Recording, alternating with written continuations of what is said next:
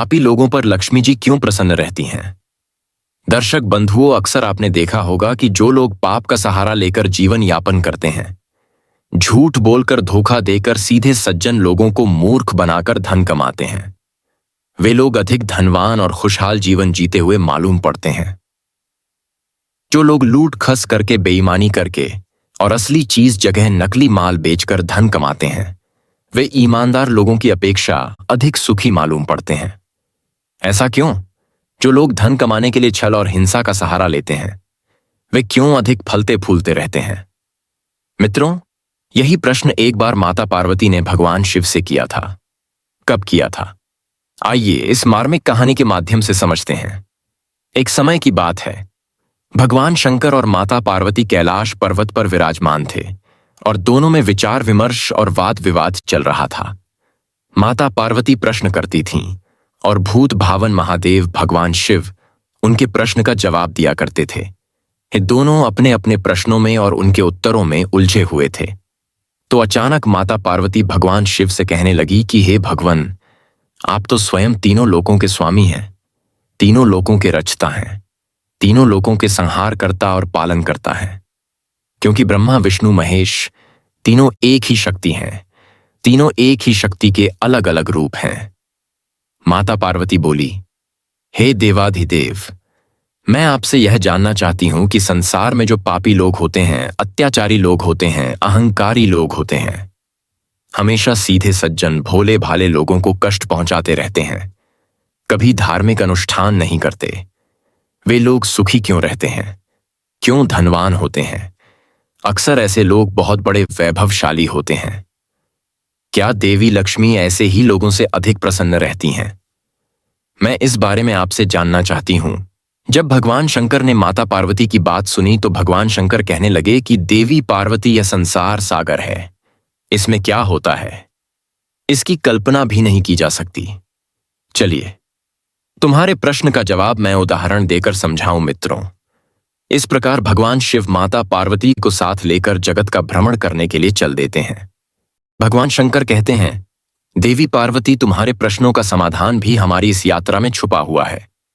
दर्शक बंधुओं, अब तो माता पार्वती और भगवान शिव ने अपना भेष बदला और एक गरीब ब्राह्मण और ब्राह्मणी बनकर दोनों जंगल के मार्ग से पैदल पैदल चल दिए। मृत्यु लोक में भ्रमण करने के लिए चले जा रहे थे। चलते चलते उन्हें रास्ते में एक कटे हुए वृक्ष की जड़ मिली, जिसकी पृथ्वी से थोड़ी ऊपर ठूंठ निकली हुई थी। और आप तो जानते ही हैं, जब कोई वृक्ष जड़ के पास से टूट जाता है तो उसकी थोड़ी सी ठूंठ बाहर रह जाती है। मित्रों, उन्हें थोड़ा अंधेरा हो गया था, उसे आप भगवान शिव की माया भी कह सकते हैं। मित्रों, भगवान शिव माता पार्वती के साथ चलते चले जा रहे थे। अंधेरा होने के कारण भगवान शंकर को वह ठूंठ दिखाई नहीं दी और भगवान शंकर का पैर उस ठूंठ से टकरा गया। और जैसे ही उनका पैर उस ठूंठ से टकराया तो भगवान भोलेनाथ आगे की तरफ गिर पड़े। भगवान भोलेनाथ जब जमीन पर गिर पड़े और उनके पैर से रक्त की धार बहने लगी। अब तो माता पार्वती यह देखकर घबरा गई। माता पार्वती ने जल्दी से अपनी साड़ी से पल्लू फाड़ा और उसमें से एक टुकड़ा भगवान शंकर के पैर पर बांधना आरंभ कर दिया। जब कपड़े की पट्टी माता पार्वती ने बांधी और भगवान महादेव खड़े हुए उस ठूंठ को देखकर कहने लगी, हे टूटे हुए वृक्ष के ठूंठ, तुम बहुत विशाल हो जाओ, तुम्हारी ऊंचाई इस जंगल के सभी वृक्षों से ऊंची हो जाए, तुम्हारी शोभा सभी वृक्षों से अद्भुत हो जाए, वृक्षों में तुम सबसे बड़े वृक्ष कहलाओगे। उल्टा उसे आशीर्वाद दे दिया। भगवान शिव के इस व्यवहार से माता पार्वती बड़ी नाखुश हुई। माता पार्वती से जब रुका नहीं गया तो माता पार्वती भगवान महादेव से कहने लगी, हे भगवान, आपकी लीला भी बड़ी विचित्र है। जिस ठूंठ से आपको कष्ट पहुंचा, जिसने आपको चोट पहुंचाई, आपके पैर से देखो कितना रक्त बह रहा है। जिस वृक्ष की जड़ से आप ठोकर खाकर गिर पड़े, आपने उसी वृक्ष को इतना विशाल होने का वरदान दे दिया। भगवान, आपकी माया मेरे को समझ में नहीं आई, इसका क्या कारण है? देवी पार्वती को अत्यंत स्थित देखकर भगवान शिव कहने लगे कि हे पार्वती, समय आने पर आपको इसका भी जवाब अवश्य ही मिल जाएगा। अब आप कैलाश पर्वत पर चलिए। मित्रों, इस प्रकार माता पार्वती और भगवान शिव जगत का भ्रमण करने के बाद कैलाश पर्वत पर लौट आते हैं और फिर से अपनी धर्म चर्चाओं में व्यस्त हो जाते हैं। परंतु माता पार्वती के मन में बार बार उस प्रश्न का जवाब न मिलने के कारण व्याकुलता बनी हुई थी कि भगवान ने ऐसा क्यों किया। उनके दिमाग में बार बार वही बात चक्कर काट रही थी। कहने लगी, हे भगवान, मुझे यह बताएं कि संसार के पापी लोग, पापी मनुष्य जो अहंकारी हैं, जो दुष्ट प्रवृत्ति के होते हैं, वे लोग क्यों सुखी जीवन व्यतीत करते हैं?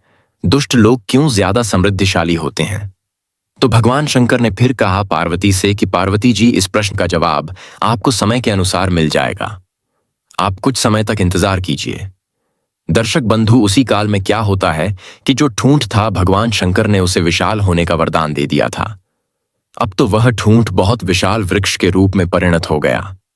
वह ठूंठ से एक अंकुर फूटा और धीरे धीरे एक विशाल वृक्ष का रूप लेता चला गया। वह वृक्ष अब बहुत बड़ा हो गया था और जितने भी उस जंगल में वृक्ष थे, उन सभी वृक्षों से उसकी ऊंचाई बहुत अधिक हो गई थी। धीरे धीरे वह वृक्ष लंबी लंबी शाखाओं वाला और घनी छाया वाला बनता चला गया। दूर दूर तक उसकी छाया फैली रहती थी। इसी बात का उस वृक्ष को मद होने लगा। वह अपने से छोटे सभी वृक्षों को देखकर हंसता था और उनकी खिल्ली उड़ाता था। घमंड से हर समय सिर उठाए रहता था। वह न तो किसी वृक्ष से मिलकर रहता था और न ही किसी को अपने आगे कुछ समझता था। परंतु मैं आपको एक बात बताना चाहूंगा कि जो व्यक्ति जैसा होता है, वह अपने स्वभाव को कभी नहीं छोड़ता। दुष्ट व्यक्ति कभी भी अपनी दुष्टता को नहीं छोड़ता। कई बार कुछ लोग धन, पद, प्रतिष्ठा पाकर गर्व से भर जाते हैं और यह भी सच है कि वे उतने ही जल्दी नष्ट भी हो जाते हैं। अचानक से अगर किसी को शक्ति मिल जाए, धन मिल जाए, तो स्वाभाविक है वह आपे से बाहर जरूर हो जाएगा। कुछ बिरले ही होते हैं जिन्हें धन पद से अभिमान नहीं होता है। मित्रों, उस वृक्ष के विशाल होने के बाद अनेक प्रकार के पक्षी उस वृक्ष की लंबी लंबी शाखाओं पर बसेरा करना चाहते थे, लेकिन वह वृक्ष इतना घमंडी हो गया था कि जो पक्षी उसकी शाखाओं पर बसेरा करने के लिए आते थे, उन्हें वह अपनी शाखाओं से डराकर भगाने की कोशिश करता था। कहता था कि यह पक्षी तो उसकी सारी सुंदरता नष्ट कर देंगे, मेरे ऊपर घोंसला बनाएंगे, दिन रात मेरे ऊपर बीत करेंगे, इनके रहने से मैं दूषित हो जाऊंगा।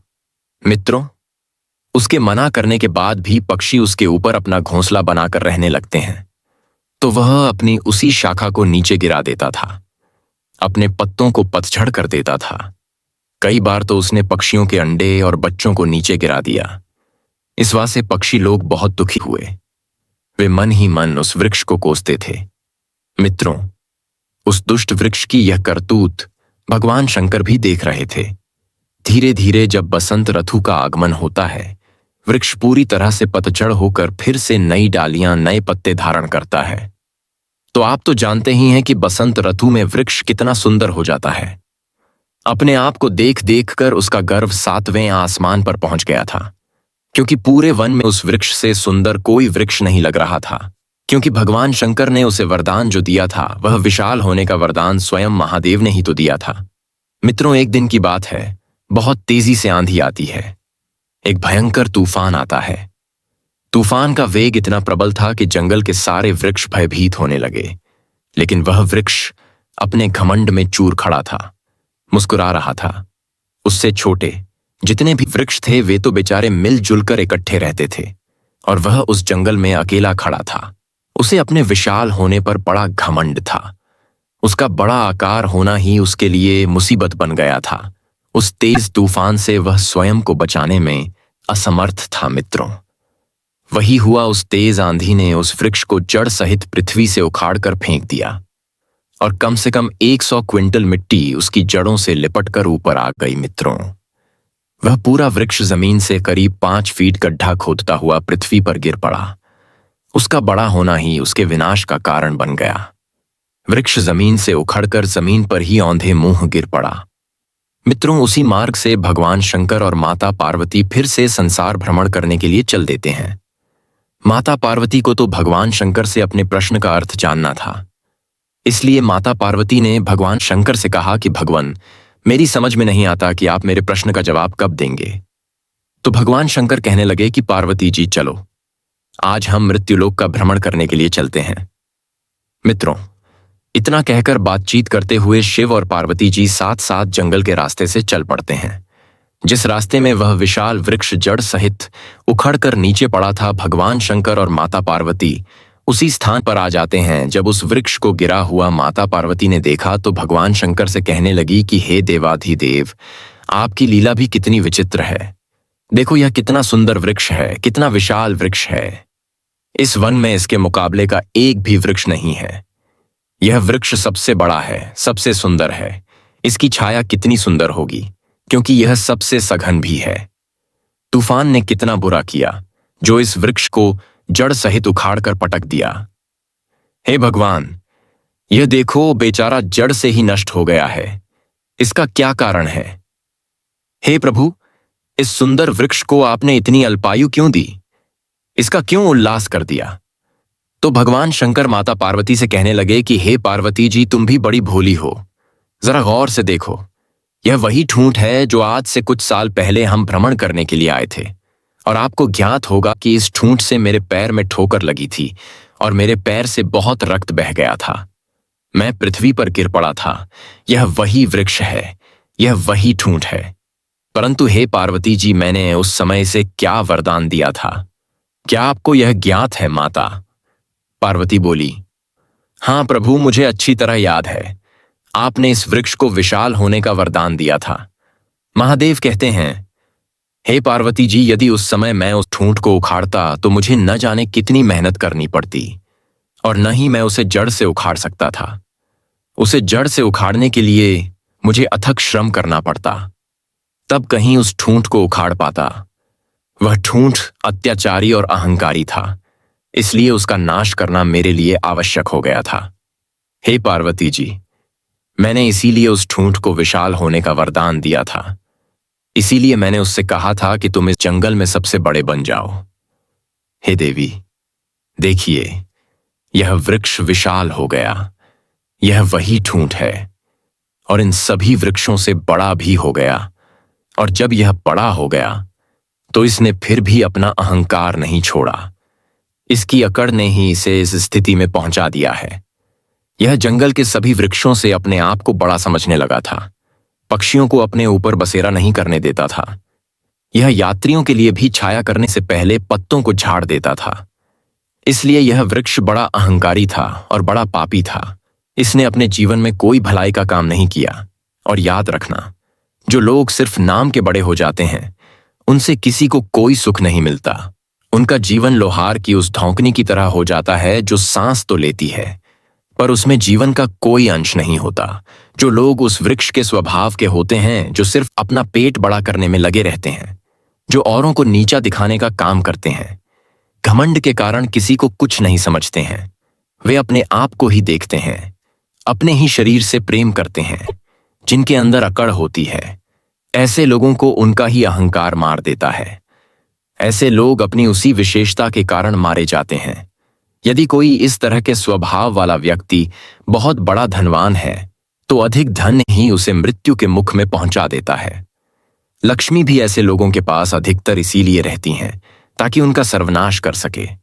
आपने देखा होगा कि अधिक धन होने से मनुष्य में कई दोष आ जाते हैं।